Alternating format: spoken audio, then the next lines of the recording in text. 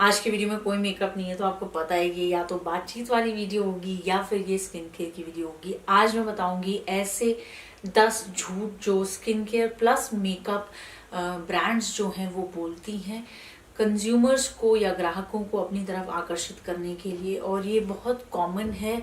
मुझे नहीं पता कि इसके लिए रूल्स रेगुलेशंस क्या हैं, हर कंट्री में अलग हैं, लेकिन मुझे पर्सनली ये इस तरह से जो मार्केट किया जाता है प्रोडक्ट को, वो मुझे बिल्कुल नहीं पसंद। अगर आपके विचार मेरे से बहुत अलग है तो इसका मतलब ये नहीं है कि हम लोग साथ में मिलकर बैठकर बात नहीं कर सकते, राइट।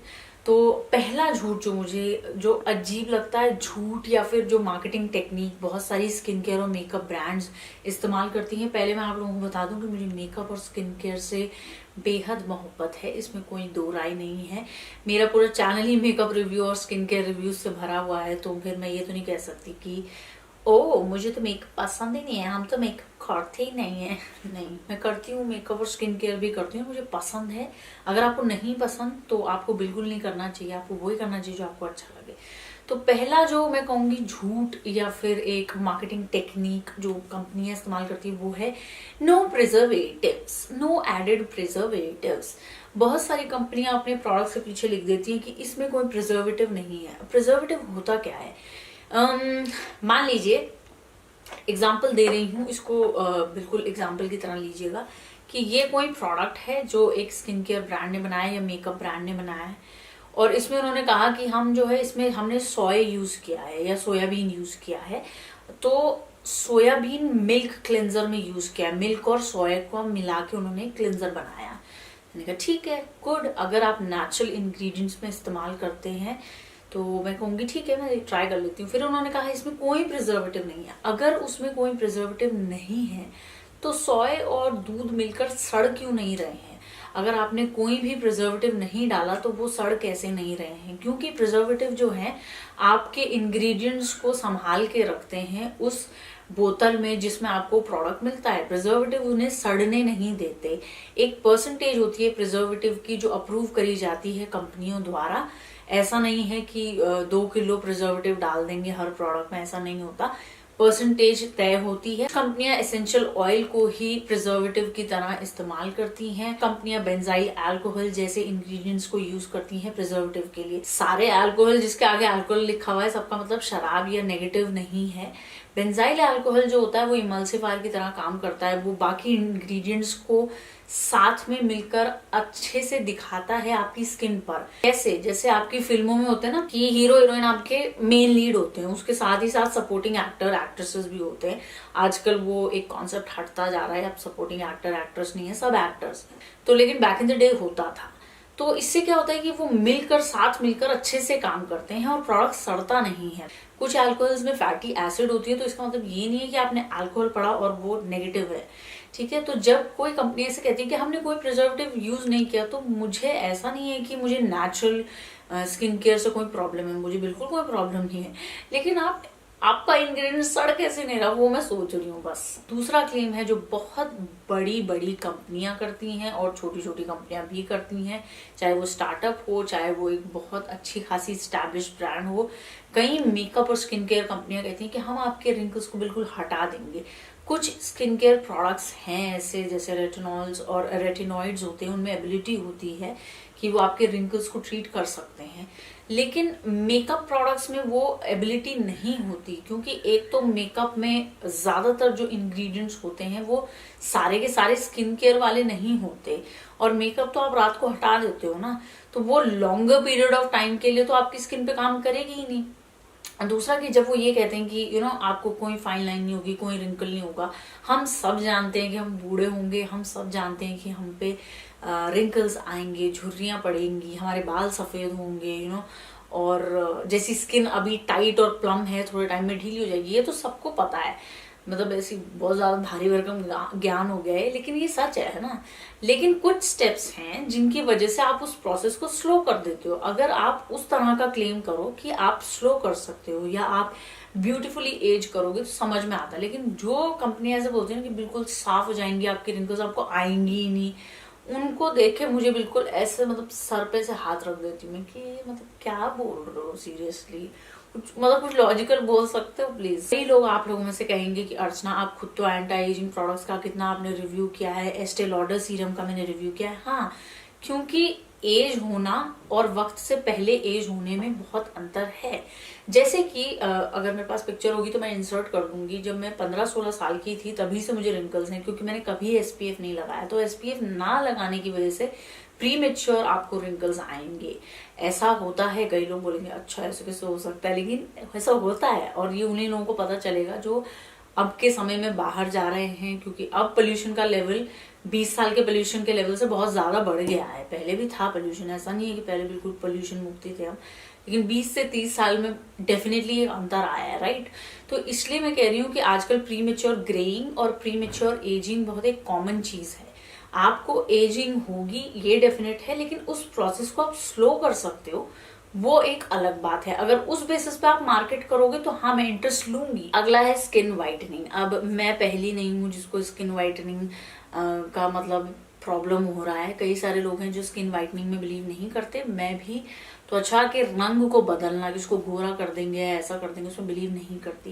प्रियंका चोपड़ा ने मेरे ख्याल से 10-15 साल पहले उसको प्रमोट किया होगा स्किन वाइटनिंग को, और आज वो रिग्रेट करती हैं। उन्होंने अपनी किताब में भी लिखा है कि मुझे बहुत बुरा लगा, मतलब मैं गिल्ट फील करती हूँ इस चीज का। कि उन्होंने ये भी कहा कि उन्हें मतलब इस चीज का गिल्ट है कि उन्होंने स्किन वाइटनिंग प्रोडक्ट्स को जो है प्रमोट किया। ठीक है, अब उन्होंने क्यों प्रमोट किया, वो तो सेलिब्रिटी हैं भाई, मुझे नहीं पता उन्होंने क्यों किया। ना ही मैं प्रियंका चोपड़ा को जानती हूँ, ना ही मेरा दूर दूर से उनसे कोई रिश्ता है। लेकिन मैं क्यों बिलीव नहीं करती हूँ, मैं आपको बता रही हूँ कि मैं नहीं समझती कि रंगों के बेसिस पे या किसी का रंग गोरा है, गेहुआ है, दबा हुआ है, काला है, उसके बेसिस पे मैं डिसाइड करूंगी कि कौन कितना खूबसूरत है। और इसका सिंपल एग्जांपल मैं आपको दे रही हूँ कि जब मैं पहाड़ों पर घूमने जाती हूँ तो मैं बादलों को देखती हूँ, है ना। और आपने कभी बादल देखे हैं, उनकी कोई परफेक्ट शेप होती है? कभी भी नहीं होती, राइट। उनका कोई परफेक्ट कलर होता है, नहीं होता। कभी वो हल्के ऑरेंजिश में होते हैं, रेडिश में, कभी वो ब्लूइश हो जाते हैं, हल्के हल्के ब्लूइश और व्हाइट का एक फेड होता है उनमें, कभी वो ऐसा लगता है भाग रहे होते हैं। फिर बात कर लेते हैं पहाड़ों की। तो जब हम बचपन में स्कूल में होते थे तो हम पहाड़ ऐसे बनाते थे, बिल्कुल सीधे, बट एक्चुअली क्या पहाड़ वैसे होते हैं? पहाड़ तो थोड़े टेढ़े मेढ़े टाइप के नहीं होते, उनकी शेप हर पहाड़ की अलग होती है। कोई हाथी पर्वत है, कोई दूसरा पर्वत है, कोई ऊंट पर्वत है, तो पर्वतों की शेप भी अलग है। हम शहर से निकलकर एक ऐसी जगह जाते हैं जहां हम खूबसूरती ढूंढने जा रहे हैं, और हम उसमें खूबसूरती ढूंढते हैं जो कि परफेक्ट नहीं है ना। उसके लिए पैसे देते हैं, लिटरली हम स्टे करते हैं किसी जगह की, हमें अच्छा व्यू मिले, ये मिले, वो मिले। नदी का जो बहाव होता है या झरने का जो बहाव होता है वो कभी परफेक्ट नहीं होता है।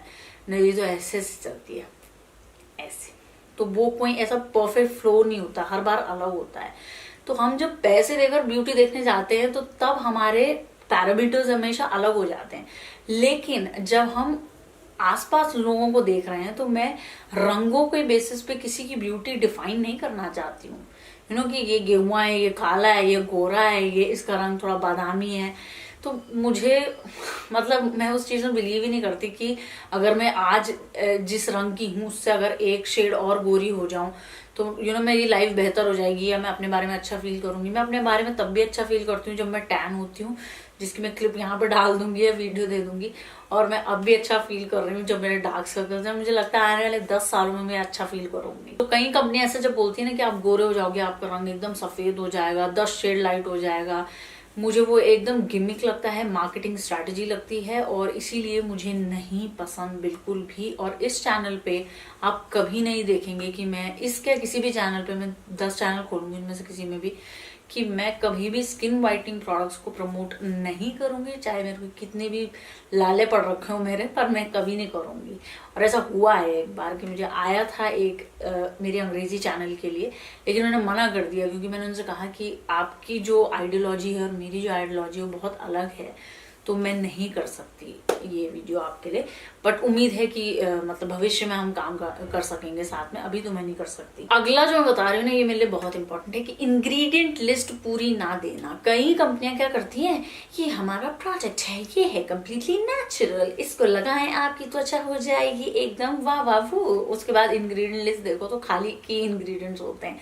मतलब क्या चाहते हो आज की डे एंड एज में, जहाँ लोग इंग्रेडिएंट्स के बारे में पढ़ना चाहते हैं, समझना चाहते हैं, चाहे भले ही वो एक डर्मेटोलॉजिस्ट ना हो। मैं खुद डर्मेटोलॉजिस्ट नहीं हूँ, लेकिन मुझे पसंद है चीजों के बारे में समझना, पढ़ना, क्योंकि अब हम उस स्तर पे पहुंच गए हैं। हम उस स्तर पे नहीं है अब कि जहाँ सेलिब्रिटीज टीवी पे आके कोई ऐड देते थे और हम वो खरीद लेते थे। आज यूट्यूब पे जाकर लोग रिव्यूज पढ़ते हैं, रेडिट पे पढ़ते हैं, अलग अलग वेबसाइट्स हैं, डर्मेटोलॉजिस्ट को फॉलो करते हैं, एस्थेटिशियंस को फॉलो करते हैं, और फिर वो अपने लिए डिसाइड करते हैं एक स्किन केयर रूटीन। तो इस डे एंड एज में आप सिर्फ की इंग्रेडिएंट्स दे रहे हो, जो कि आप डेफिनेटली अच्छे वाले ही लिखोगे कि मतलब मुख्य इंग्रेडिएंट्स ये हैं, अब बाकी क्या हैं वो तो बताए नहीं हमने, तो आप यूज कर लेना, फिर देख लेना। अब इंडिया में कोई परसेंटेज का रूल भी नहीं है, क्योंकि विदेशों में क्या है कि जितनी परसेंटेज होगी किसी इंग्रेडिएंट की, जैसे सबसे ज्यादा मान लो पानी डाल रखा है तो सबसे ऊपर पानी होगा, फिर उसके नीचे ग्लिसरीन होगा, फिर ऐसे, तो जितनी परसेंटेज होगी उतना वो मतलब डिक्रीजिंग ऑर्डर में लिखते हैं। इंडिया में ऐसा कोई रूल है नहीं एज सच। तो अब कैसे पता चलेगा हमें कि मतलब हम अपने फेस में क्या लगा रहे हैं। देखिए मुझे प्रॉब्लम नहीं है, पैराबन हो, सल्फेट हो, ये हो वो हो, बट एटलीस्ट बता तो दो, मतलब बता तो सकते हो। इतनी ट्रांसपेरेंसी, इतनी आपको पारदर्शिता रखनी चाहिए अपने कंज्यूमर्स के साथ, इसीलिए मुझे वो चीज मतलब नहीं पसंद बिल्कुल। अगला जो पॉइंट है वो थोड़ा सा कंट्रोवर्शियल हो सकता है, लेकिन जैसे मैंने कहा मेरा ओपिनियन है कि जब कंपनियां बहुत ओवर एडिट करती हैं अपनी पिक्चर्स को, इतना एडिट कर देती हैं कि ये मैं मेकअप और स्किन केयर दोनों के लिए बना रही हूँ ये वीडियो। अगर आपको ऐसा लग रहा है कि खाली स्किन केयर ब्रांड्स के लिए, नहीं, मेकअप ब्रांड्स भी कैसे करेंगे। जैसे फॉर एग्जांपल नायका का एग्जांपल ले रही हूँ, लेकिन जरूरी नहीं है खाली नायका, कई कंपनियां करती हैं। अभी लिपस्टिक उनकी ऐसी दिख रही है, ठीक है, रियल लाइफ में, लेकिन उनके ऐप पे जाओगे तो उनकी लिपस्टिक का रंग कुछ और ही होगा। और ऐसे कई कंपनियां करती हैं। जब आप एक प्रोडक्ट लॉन्च करते हो तो लोग क्या चाहते हैं, लोग उसका कलर देखना चाहते हैं। स्पेशली अभी पैंडेमिक के टाइम पे लोग ऑनलाइन ही शॉपिंग कर रहे हैं, तो आप कम से कम रंग तो सही दिखाइए ताकि हम खरीद सकें। 5 आप मॉडल हायर कर लीजिए, और इंडिया में तो मॉडल्स जो हैं बहुत कम रेट पर इस तरह के फोटो वीडियो शूट्स कर लेती हैं, स्पेशली जो बिगिनर्स हैं। तो आप वो चीज भी नहीं कर रहे हैं अपने कंज्यूमर्स के लिए। चलिए अगर आप ये भी अफोर्ड नहीं कर सकते हैं तो एटलीस्ट आपके कंपनी में ही जो मार्केटिंग टीम है उनकी मदद से ही आप ऐसी स्वॉचेस डलवाएं, या जैसे भी आप देखिए वो आपको कैसे मार्केट करना है। लेकिन आप रंग होता कुछ और है, दिखता कुछ और है, इतना ओवर एडिट कर देते हैं कई बार कि रंग ही समझ में नहीं आता। स्किन केयर ब्रांड्स भी ऐसा ही करती है। मतलब आपका बिफोर एंड आफ्टर आपने कई सारे एड में देखा होगा, कई सारे, एक नहीं 10 एड में देखा होगा आपने कि क्या करते हैं, पहले उसको बिफोर होगा तो वो मतलब उसके बहुत ब्लेमिशेस होंगे, आफ्टर में उसको बिल्कुल वाइट कर देंगे, बिल्कुल वाइट। मतलब एक होता है कि आप अनइवन स्किन टोन को इवन कर रहे हो, लेकिन आप बहुत एक्स्ट्रा एक वाइट कास्ट डाल रहे हो किसी के चेहरे पे खाली अपने प्रोडक्ट को बेचने के लिए।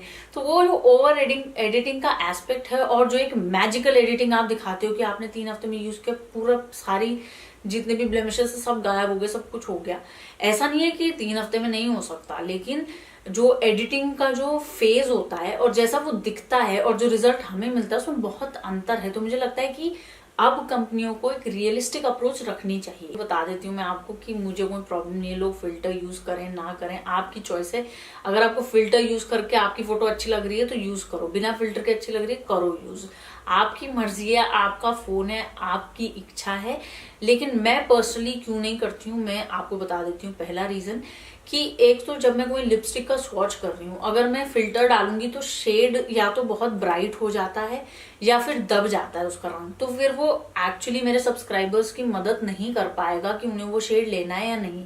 ये प्राइमरी रीजन है, क्योंकि आप लोग ज्यादा वैल्यू करते हो फिल्टर से, ठीक है। दूसरा रीजन ये है कि सोशल मीडिया पे एक बहुत ज्यादा दबाव महसूस होता है, क्योंकि हमें हर पिक्चर परफेक्ट दिख रही है और हमें ऐसा लगता है कि खाली हम ही हैं जो ऐसे दिख रहे हैं, बाकी पूरी दुनिया परफेक्ट दिख रही है।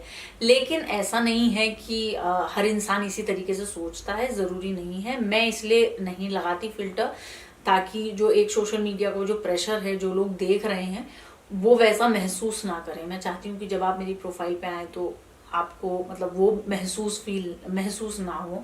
लेकिन जरूरी नहीं है कि हर इंसान ऐसे ही देखता है सोशल मीडिया को, ये मेरा नजरिया है, आपका दृष्टिकोण बिल्कुल अलग हो सकता है। ये वाला जो है ना, ये कई लोगों की भावनाएं हर्ट कर सकता है। कई ब्रांड्स, मेकअप ब्रांड्स लोगों को शेम करती है अगर वो मेकअप नहीं लगाते, और कई स्किन केयर ब्रांड्स लोगों को शेम करती है अगर वो मेकअप लगाते हैं। तो मुझे वो चीज बड़ी अजीब लगती है कि मतलब आप दोनों चीजों के लिए सहमत नहीं हो सकते। तो क्यों करती हैं ऐसा स्किन केयर और मेकअप ब्रांड? मुझे ऐसा लगता है कि जिस इंसान की स्किन थोड़ी सी मतलब अनइवन होती है या जिसको ब्लेमिशेस होते हैं, और अगर वो मेकअप लगाना पसंद करता है, तो स्किन केयर ब्रांड उनकी इस इनसिक्योरिटी का एडवांटेज लेती है, ताकि क्या होगा, वो अपनी स्किन केयर पे काम करेंगे। जबकि वो स्किन केयर पे काम कर रहे होंगे पहले से, और वो रात में डबल क्लेंस करके अपना मेकअप भी हटा रहे हैं, जो कि सबसे इम्पोर्टेंट है। लेकिन फिर भी वो उनको बोलेंगे, ओ आपने मेकअप लगाया है तो ये नहीं कि आप बिना मेकअप के नहीं रह सकते। ऐसा कौन, मतलब कई लोग ऐसा सोचते हैं कि अगर जैसे मैं मेकअप लगाती हूँ तो उनको लगता है कि मैं तो बिना मेकअप के जाती नहीं होंगी बाहर। लेकिन ऐसा नहीं है। मैं लोअर में ऐसी निकल जाती हूँ सब्जी भाजी लेने, मेरे को कोई फर्क नहीं पड़ता कि लिपस्टिक है, काजल है, कुछ है। और मोस्टली जब मैं अपने दोस्तों के साथ होती हूँ तो मैं बिना मेकअप के ही होती हूँ, और उसमें मेरा ये इंटेंशन नहीं होता है कि ओ मेरे को मेकअप नहीं लगाना चाहिए। ये जिस दिन मेरे को फील होता है उस दिन मैं लिपस्टिक लगाती हूँ, काजल लगाती हूँ, जिस दिन रिव्यू कर रही होती हूँ।